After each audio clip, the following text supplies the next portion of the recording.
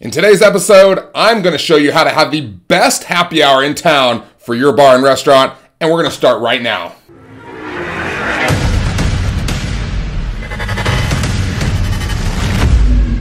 Hey there, Dave Allred, the Real Barman from barpatrol.net. If this is your first time here and you're looking to kill it in your bar and restaurant, make sure to subscribe and hit that little bell so you don't miss out on all the awesome stuff, because missing awesome stuff sucks. Now, if you're completely new to this galaxy and you have no idea what happy hour is or what its purpose is, happy hour allows you to draw in more customers, or guests, I guess we should call them, during the slow time so you can hopefully spike your sales, but also entice them to stay for dinner where they will pay you full price. Sorry, I've been working on my evil laugh, but my wife tells me I'm too soft to be evil, but she's just jealous because she doesn't have a YouTube channel. Don't tell her I did that. Okay, enough of that horse malarkey. Let's jump right in. I know that you already know how significant this 2 to 3 hour period of the day can be for your business. This is a real opportunity to create some buzz in your bar and get people really excited about coming in, and I'll tell you why. A recent survey showed that 38% of adults go out to happy hour at least once per month. Of those 38%, 35% of them will stay for dinner. Okay, in kindergarten terms, if 100 people came into your bar for happy hour, 35 of them are gonna stay for dinner, and they're gonna order food and drinks at regular price. That's a huge opportunity for your bar to earn some major scratch that you don't wanna miss out on. Okay, so let's start with the pros of happy hour so we can start off on a positive note. Okay, first let's state the obvious. All right, a great happy hour means more butts in the seats, and more butts equals more moolah. All right, and not in a prostituting way that you're thinking about. Okay, so the better the happy hour, the more butts in your seats. Number 2, a great happy hour gets people to come back again and again, which creates what? Yep, you know it, come on. That's right, regulars. Okay, there's a stat that says if you get someone to come in one time, there's a 40% chance they'll come back after that first visit. There's a 50% chance they'll come back after a second visit, and a 70% chance they'll come back after a third visit. So we're looking to get to that magical third visit so we can really lock them in, and there's no better time to do that than with happy hour, because they don't have to spend a fortune in order to come back to your place 3 times. Number 3, happy hour is a great way to get word of mouth advertising, which is free, right? If they have a great happy hour, they're going to talk to people about it, they're going to bring their friends, and now you have even more regulars. And of course, we know regulars are the golden ticket because it costs a lot more to get new customers than it does to have your regulars keep coming in. And number 4, of course, we've already mentioned, people will stay for dinner and they will buy food and drinks at full price, or they might even get something to go, which puts more money in your profit column. Okay, now the cons of happy hour. There really isn't that much downside to happy hour, but there are a couple things you should keep an eye out for. First of all, the very term happy hour can often be associated with, give me some cheap booze so I can get hammered. It's true that happy hour doesn't always attract the most appealing crowd. And even though your bartenders and servers will appreciate the fact that you have larger crowds in, they will not appreciate the cheapness of the tips they're receiving, which is a direct reflection of this demographic. This brings up another area of concern with happy hour, and that is people can get wasted for very little money, or at least less money. All right, this brings up all sorts of liability issues. So your servers and bartenders should be well versed in serving responsibly, especially to a group of people whose sole purpose is to get toasted on the cheap. All right, remember, just because it's cheaper does not mean it's okay to overserve. Now, when it comes to happy hour, I know that heavily discounting is often a fear of bar managers and owners because they're afraid their costs will skyrocket. But you need to remember this, okay? The purpose of happy hour is to get people in the doors, which makes it less of a sales and profit strategy, even though you can increase your sales and certainly make more profit, but it's more of a marketing strategy. The discounts you give are like paid marketing, all right? You're enticing people to come in, have a great experience, they'll tell other people, and they'll come in again, all right? Are you with me? Bueno.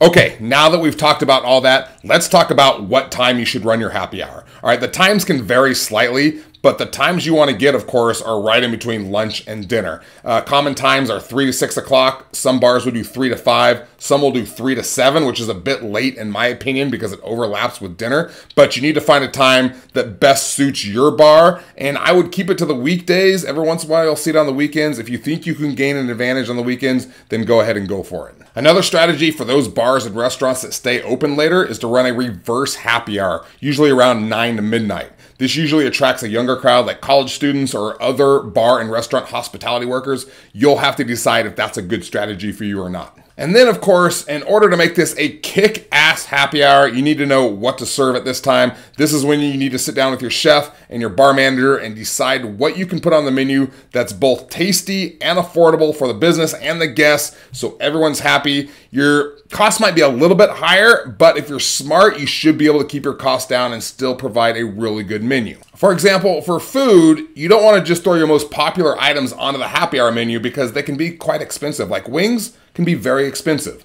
I would look for cheaper options like nachos, street tacos, pretzel bites, things that are yummy but also very affordable. In addition, you want to watch the portion. All right, if you have nachos on the main menu for $8 and you sell them on happy hour for $4, you don't want to make them the same portion size. So portion control is very important here. For the bar, you can offer $2 off beer, wine, liquor, or $5 well cocktails, or have a cocktail menu. Just make sure it's enticing. All right, I've told this story recently before, but I just got back from South Lake Tahoe, went to a great barbecue place, but their happy hour was like $1 off appetizers, $1 off beers. All right, that's it. So what, I'm gonna save like $2?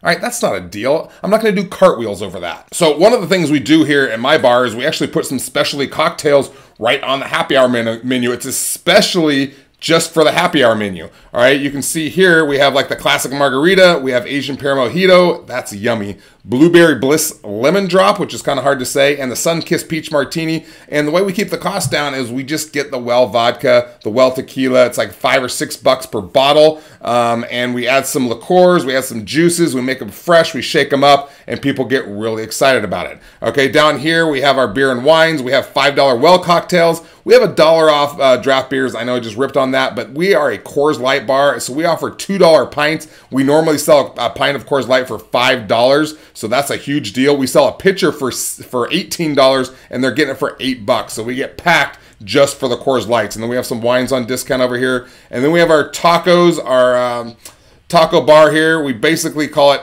every day's Taco Tuesday. People love Taco Tuesday. And then we have additional snacks down here. So the trick is to make tasty cocktails and food on the cheap. Like I said, it sounds chintzy maybe to just use all this well liquor, but people know they're not getting Grey Goose during the happy hour. All right, and if they don't know that and they don't understand, they start bitching and complaining, just pour a pot of boiling tar in their heads for being so clueless. All right, and then finally, we're gonna finish up with how should you promote your happy hour? All right, first and foremost, it needs to be on your website. Okay, it should be a tab right on top, says happy hour. They click on it. It should have a dedicated page they can go look at. It'd be great if you had pictures on there. Okay, you should have the times of your happy hour. And if you don't have a website yet, well, remember that pot of boiling tar? Yep, you're next. All right, I'm just kidding, of course. I don't want boiling tar in your head. I like you too much. Okay, so the next thing is you need to put it on social media, of course. All right, put it on your Facebook, your Instagram. Use pictures are always great. Post them on there. You can put a special on there. You can even target people within like a 20-mile radius, people who are interested in happy hour. It's great. I don't have time to do that lesson right now, but make sure you're posting it on there. You can say, hey, if you share this post, we'll give you a free appetizer, or come in and mention us, we'll give you a free appetizer. Online presence es muy importante. And then you can also do signage or table tents. So when people come in during non-happy hour times, they'll see it and they'll be like, oh, I want to come back for happy hour. That's awesome. You can even do a chalkboard out on the sidewalk. You can put all your specials on there. You can use like the neon chalk to really catch their attention. I love the humorous chalkboards like this one here. I know it doesn't have anything to do with happy hour. I just think it's awesome. So I'm going to show it to you. And then finally, of course, word of mouth. Have your staff talk about happy hour. Have them invite people in for happy hour. Your staff is your best marketing tool of all. There you go. A happy video for happy hour. I'm happy. Are you happy? I hope so. Remember, the end game here is to give a great experience for your guests so they can't think of anything else. They got to talk about it and they'll come back again and again. I appreciate you being here. Make sure to subscribe if you hadn't yet. I'm going to see you next time. I love you. I'm out.